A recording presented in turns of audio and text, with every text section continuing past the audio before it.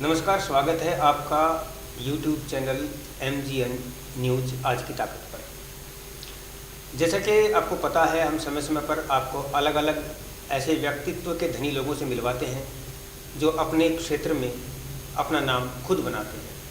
आज हमारे बीच मौजूद हैं ऐसे ही एक व्यक्तित्व के धनी मास्टर चमनलाल जी उन्हानिया जी। मास्टर जी, स्वागत है आपका हमारे इस चैनल पर। नमस्कार। और जैसा कि पिछली बार भी आपने देखा और आगे भी आप देखते रहेंगे, इस प्रकार के लोग हमारी धरोहर होते हैं, इस प्रकार के लोग हमारी पहचान होते हैं। और हरियाणा में इस प्रकार के लोगों का बहुतायत में मिलना अब कठिन होता जा रहा है, क्योंकि ये एक ऐसी विधा से जुड़े हुए व्यक्ति हैं जिन्होंने उस विधा को जिंदा रखा है आज तक भी, जिसको आज हरियाणा अपनी शान मानता है और जो हमारा इतिहास और धरोहर रहा है। तो मास्टर जी, सबसे पहले मैं ये जानना चाहूँगा कि आप किस विधा से संबंधित हैं और हरियाणा का नाम किस विधा में आप रोशन कर रहे हैं? देखो, शुरू से लेके मैंने तो अपना हरियाणवी कल्चर का जो सिंपल जो गाना हुआ है उसी हिसाब से शुरू किया मैंने जी। और मेरा पर्पज रहा है शुरू से कि मैं एक अच्छा और भी प्रोफेशनल कलाकार बन के आगे समाज में आऊँ जी।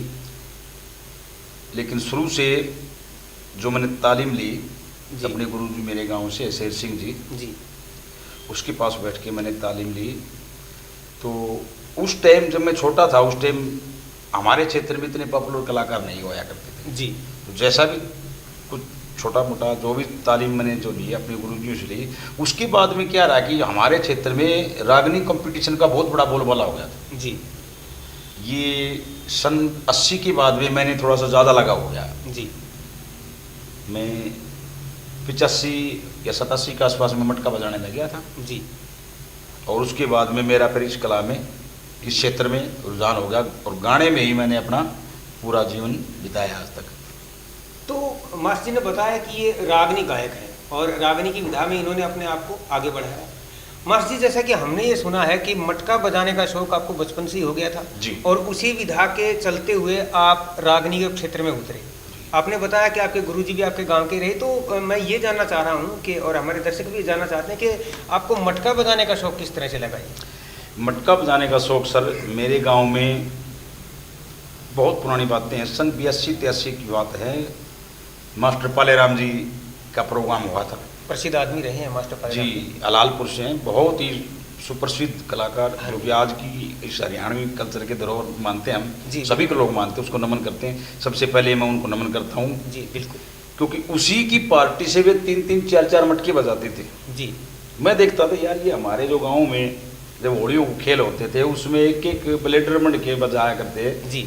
छोटी शीत की लस्सी की जो हांडी थी जी। और हमने देखा वो 2 बजाते थे, उनका अलग अलग हाथ होते थे, वे 4 बजा रहे हैं जी। तो मेरी जिज्ञासा थी मैं भी कुछ सीखूं जी। तो उसको देख के मुझे बड़ा आश्चर्य। फिर मैंने कोशिश किया, फिर धीरे धीरे मैंने भी अपना गढ़वा बना के और अपने घर में बजाना शुरू किया। तो मतलब इन्होंने घर से ही शुरुआत की, बचपन से ही इनको मटका बजाने का शौक लगा और वहीं से इन्होंने शुरुआत की। तो मास्टर जी, एक चीज़ और बताइए कि मुख्य रूप से जैसे आप गांव उन्हाना से हैं, उन्हानी गांव से हैं आप, तो इसमें आपका बेसिक कार्य जो है वो खेती है या कुछ और भी? बेसिक कार्य पहले तो हमने पढ़ाई की जी और उसके बाद में जैसे कि हमारे पिताजी हैं बिल्कुल साधारण सामान्य जीवन जी रहे हैं और अपना मेहनत मजदूरी खेती बाड़ी का काम करते हैं जी। और हमने अपना जो पूरा जीवन है ना, मेरी शुरू से ही गाने में रुचि रही है जी। बैकग्राउंड की बात करें, बैकग्राउंड मेरा शुरू से ही बिल्कुल हल्का रहा है, सिंपल साधारण रहा है जी। लेकिन परिवार से मुझे इस मामले में कोई बढ़ावा नहीं मिला। परिवार वाले शुरू से ये कहते थे ये कोई अच्छा काम नहीं है, आप इसको छोड़ दिए, कोई और को काम करिए जी। लेकिन जो विधि ने जो लिख रखा, विधाता लिखा वही बना। मेरे इसी में रुचि थी। गुरु शेर सिंह जी से तालीम ली, उसके बाद में मैंने 7वीं कक्षा में पढ़ते पढ़ते मैंने बंजू बजाना सीख लिया। सन 90-91 में बड़ी अच्छी बंजू बजाने लग गया था। तो परिवार का साथ भी इनको पूरी तरह से नहीं मिला, उसके बावजूद भी ये लगातार इसी क्षेत्र में आगे बढ़ते रहे और आज मुकाम ये हो गया है कि लोग इनके नाम से परिचित हो गए हैं, लोग इनको जानते हैं। जब ये मंच पर जाते हैं तो लोग न केवल तालियां बजाते हैं बल्कि इनके नाम को उच्चारित भी करते हैं। तो मैं ये जानना चाहूँगा चमनलाल जी कि आपने अपना प्रोग्राम जो मंच का है ये कब से शुरू किया आपने? मंच का प्रोग्राम सर मेरे को किया, अभी मेरा कुछ कुछ याद है। सबसे पहले मैंने अपनी पार्टी बनाई, ये मेरे लिए प्लस पॉइंट रहा है जी कि मैंने आज तक कभी भी किसी भी पार्टी वाले को ये नहीं कहा कि भी आप 2 मटका वाला 1 बंजोड़ा मेरे को दे दो। जी मैंने शुरुआत में जब अपनी पार्टी तैयार करी तो मेरे गांव के बच्चे तैयार करे, मैंने जी खेतों में जाकर रियाज करवाया, उनका मटका बजाना सिखाया, बैंजू खुद बजाता था। प्रोग्राम शुरू किया तो मेरे गुरु शेर सिंह खुद स्वयं बैंजू बजाते थे। जी हमारे क्षेत्र के राम मेहर सिंह जी हैं जो लोकी जी गांव से, बड़े अच्छे बैंजू वादक रहे, उन्होंने मेरा बैंजू में 20 साल तक साथ दिया जी। और मैंने अपनी पार्टी खुद स्वयं तैयार की, और ये शायद 97 के आसपास, 96-97 की बात है। मैंने अपनी पहली पार्टी बना के बुढ़ा में मैंने अपना चंद्रकिरण का किस्सा गाया पहले, चंद्रकिरण का किस्सा। उसके बाद में मुड़ के नहीं देखा, लगातार चलते रहे, बड़ा सूट पाट प्रोग्राम चलते रहे। तो एक ये बड़ी बात इनके साथ रही कि जब इन्होंने गाना शुरू किया रागनी के क्षेत्र में, जब ये उतरे तो स्वयं इनके गुरु इनके साथ थे और वो बेंजू पर बैठे, और इसी चीज़ से इनको उत्साह वर्धन भी हुआ, इनको एक नया जोश भी मिला, एक प्रेरणा भी मिली कि गुरु मेरे साथ है।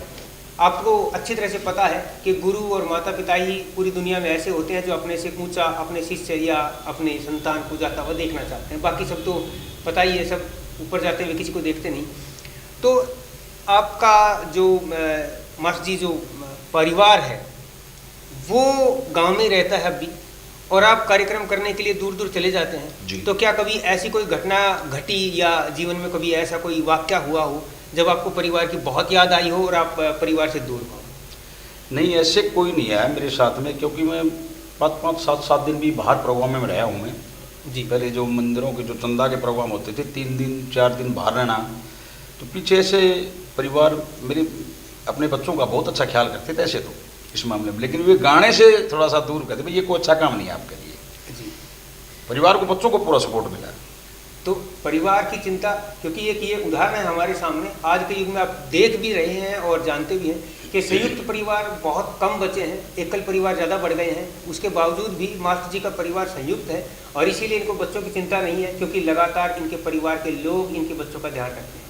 मास्टर जी, क्या आप हमारे दर्शकों को 2 लाइन अपनी आवाज़ में सुनाना पसंद करेंगे? जी जी, 2 लाइन हो जाए बस। बिल्कुल हो जाएगी।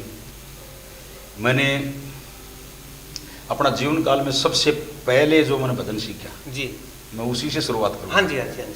वैसे तो काफ़ी अभी 32 साल हो गए मेरे को इसी लाइन में गाते गाते जी। तो मैं जो चाहता हूँ अगर आप मेरा इंटरव्यू ले तो सबसे पहले मैं आज भी उसी भजन से शुरुआत करता हूँ। स्वागत है, स्वागत। हाँ, पंडित जी जगन्नाथ जियों का भजन शुरुआत जी में मैंने याद किया। जी। सदा होया करे सर नीचा अभिमान का, जी। देख के चाल खतरा जान का। जी। सदा हुआ करे सिर नीचा अभिमान का, सदा हुआ करे सिर नीचा अभिमान का, तू देख के न चाल सोच के न चाल, वाह। ख्याल कर के चाल खतरा जान का, हुआ करे सिर नीचा अभिमान का। ये राजकिशन जी 87-88 में हमारे गांव के नज़दीक में कनीना में आए हुए थे। कनीना गाँव में तो उस टाइम रणबीर जी मटका बजाते थे, मेरे को मटका बजाने का बड़ा शौक था जी, और मैं भी वहाँ स्टेज पर चढ़ गया। अच्छा, सच्चाई ये रहा है भारद्वाज जी, मेरे को कभी भी मैंने संकोच नहीं माना कि ये सीनियर कलाकार हैं, जूनियर है, मेरे को घबराहट कभी कभी नहीं हुई।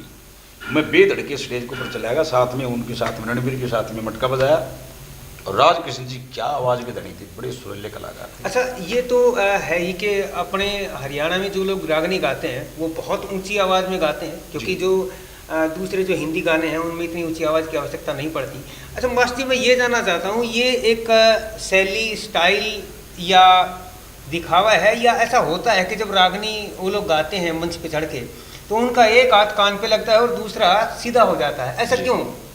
ये सर ऐसा है, ये हमारी जो हरियाणवी कल्चर में जो गाना होता है, जो क्लासिकल लोग जो गाते हैं वे तो आराम से बैठे गा लेते हैं। हाँ जी। लेकिन हमारे जो हरियाणवी शैली होती है, हरियाणवी संस्कृति में जो हम गाते हैं, जो रागनियाँ गाते हैं, भजन गाते हैं, तो उसमें एक तो कुछ बचपन से हम किसी दूसरे सीनियर को देखते हैं, देखा देखी हो जाती है। अच्छा अच्छा। अगर फला हमारा शो, कई बार हमने देखा है जो उनके शिष्य होते हैं उनको गुरु की कुछ झलक उसके अंदर झलकती है। हाँ जी हाँ जी हाँ जी। जैसे मेरे जो साथी हैं अपने नज़दीक ही रहे हैं बहुत जी। एक सुनील जी हैं जो अपने हरिपुर से हैं, वे बाली राम जी के शिष्य हैं। अच्छा। तो मैंने उसको बिल्कुल नज़दीक से देखा, हमारा 7वीं प्रोग्राम बजे है, जो वे गाते हैं ना तो उसका जो एक्टिविटी जो सेम बाली शर्मा की तरह। अच्छा। देखो आवाज़ जो भगवान ने दी वो अलग, लेकिन जो उसकी एक्टिंग होती है तो कुछ ऐसे भी हम अपने गुरुओं को देख के सीखते हैं। और रही बात कान के हाथ लगाने की, और ये जो शैली है ना ये हमारी हरियाणी कल्चर की एक अलग पहचान है जी। तो इसका मतलब ये हुआ कि हरियाणवी जब रागनी गाई जाती है तो उसमें जोर लगाना पड़ता है, आवाज़ अंदर से निकलती है, उसके लिए वो ऐसा करना पड़ता है, और एक ये शैली भी हो गई है इनकी गाने की। अच्छा, एक और मास्टर जी मैं आपसे बात जानना चाहूँगा कि आप हरियाणवी कल्चर से जुड़े हुए, इतने गहरे जुड़े हुए हैं, क्या समझते हैं कि हरियाणवी कल्चर ने अपने देश की संस्कृति को क्या नया दे दिया है? हरियाणा संस्कृति में अगर हम पंडित जियों को सुनते हैं, लक्ष्मीचंद जियों को जी, मांगेराम जियों को सुनते हैं, दादा जगन्नाथ जी को सुनते हाँ हैं। ये तो सुना भी है बहुत सारे लोगों ने कि लक्ष्मीचंद जी जो गा गए उसमें भविष्य भी उन्होंने बता दिया, कहीं ना कहीं जो छुपा हुआ था वो भी उन्होंने बताया अपनी रागनी के माध्यम से, क्योंकि ऐसा सुना है कि भाई उनकी कंठ पर सरस्वती माँ का जी राज था। जी, सच्चाई है, ऐसा सुना है। लेकिन इस जो रागनी जो हमारी हरियाणा की जो रागनी है ना उसमें हमारे जीवन का सार छुपा हुआ है जी।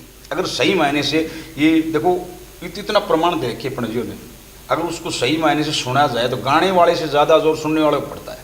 बिल्कुल। क्यों?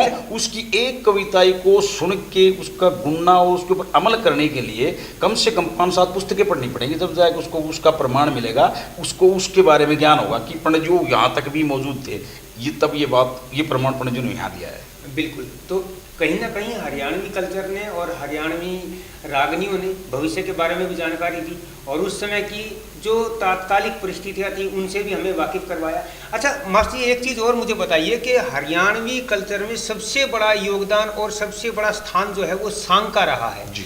तो कुछ समय बीच में ऐसा आया था कि सांग लगभग समाप्त हो गए थे, लोग पसंद नहीं करते थे सांग देखना, अब सांग की क्या स्थिति है आपकी नज़र में? देखो भारद्वाज जी, ऐसा है, ये तो हर समय के साथ में समय का दौर होता है, समय के साथ बदलाव होना भी चाहिए और बदलता भी आया है जी। आज से 50 साल पहले 100 साल पहले कुछ अलग था, आने वाले 100 साल बाद में कुछ अलग होगा। बीच में थोड़ा सा बदलाव आया सांग की, लेकिन ये हमारी हरियाणवी कल्चर की असली धरोहर है, उसको हमें भूलना नहीं चाहिए। और मेरे जितने भी दर्शक देख रहे हैं मैं उनसे भी करबद्ध प्रार्थना करता हूँ, ये हमारी असली हरियाणवी धरोहर, सांग से जुड़ना, क्योंकि जो उसके अलग अलग जो पात्र होते हैं ना वे सेम अपना वही भाव दिखाते हैं। स्वर्गीय सतबीर मास्टर जी स्टेज पे कभी गाते थे तो 4 बात बताते थे, गाने वाले के अंदर 4 गुण होने चाहिए जी, लय, स्वर, ताल और भाव। 3 सुनने वाले के अंदर, सुनना, गुणना और अमल करना। तो सांग की बात जब आपने की तो ये सारी बातें वहां लागू होती हैं जी, क्योंकि वे जो पात्र होते हैं ना वे अपना वैसा ही भाव दिखाते हैं, लय, स्वर, ताल और भाव। लय में गाना, स्वर में गाना, अगर ये चीज़ जिस कलाकार के अंदर ये सारी सांग में देखने को मिलती है। मैंने तो एक हरियाणवी कल्चर में जो सांग की स्थिति रही उसके माध्यम से कहीं ना कहीं जो सांगी होते थे वो समाज को एक नई शिक्षा, एक नया रास्ता और समाज सुधार का अच्छा मार्ग मानते थे, और इसके माध्यम से वो लोगों को जागरूक भी करते थे और ये भी बताते थे कि हमारे जीवन में किस चीज़ का महत्व है, हमें किस किस चीज़ को अपनाना चाहिए, किस किस चीज़ को छोड़ना चाहिए। तो मास्टर जी बहुत बहुत धन्यवाद आपका आज हमारे यहाँ स्टूडियो में आने पर। और मैं सभी दर्शकों से अनुरोध करूँगा कि वो अपने हरियाणवी कल्चर को ना भूलें, इसको याद रखें और याद रखें इस बात को भी कि ये हमारी धरोहर नहीं बल्कि हमारी वो असली पूंजी है जिसे हमें संजो कर रखना है और अपने जीवन में उतार लेना है। सभी दर्शकों को नमस्कार।